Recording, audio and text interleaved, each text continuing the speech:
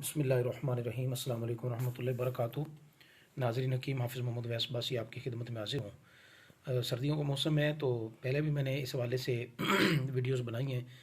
तो आज मैं एक नुस्खा आपको बताने लगा हूँ, घरेलू है, बड़ा बेहतरीन है, सर्दी से बचाएगा आपको और गर्मी पैदा करेगा जिस्म में। और जो लोग सर्दी लगने की वजह से बीमार हो जाते हैं, नज़ला, खांसी, बुखार की शिकायत हो जाती है, इंशाअल्लाह ताला उनको बड़ा फ़ायदा करेगा। बड़ी सादा चीज़ है, गुड़ ले लें और देसी घी ले लें।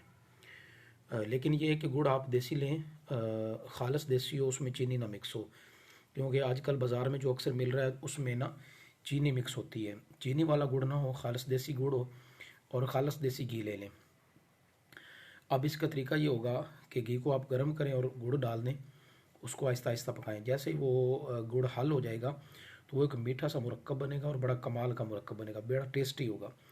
उसके साथ आप रोटी जब आप खाएं तो उसके साथ खाएं, या बाजरे की रोटी भी आप इसके साथ इस्तेमाल कर सकते हैं, मकई की रोटी भी आप इसके साथ इस्तेमाल कर सकते हैं। बड़ा टेस्टी होगा, बड़ा ज़बरदस्त होगा। अब इसका फ़ायदा भी बड़ा होगा इंशाअल्लाह ताला। जिस्म को गर्म करेगा, गर्मी फ़ील नहीं होगी, और इसके साथ साथ नज़ला, खांसी, बुखार में भी फ़ायदा करेगा। मज़े की बात है, कब्ज़ में भी फ़ायदा करेगा।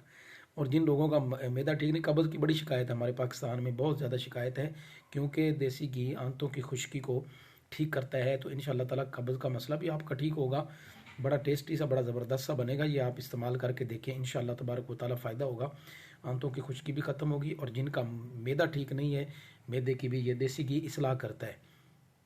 तो ये इस्तेमाल करें, दुआ में याद रखें। अस्सलाम वालेकुम रहमतुल्लाहि वबरकातुहू। हाँ, तमाम दोस्तों से रिक्वेस्ट है कि आप हमारी वीडियोस को लाइक किया करें, शेयर किया करें, अगर कमेंट हो सकें तो वो भी कर दिया करें, ताकि दूसरे दोस्त अहबाब भी हमारी वीडियोस देखकर मुस्तफ़ीद हों। तो ये वीडियो आपने लाजमी शेयर करनी है। अस्सलाम वालेकुम रहमतुल्लाहि वबरकातुहू।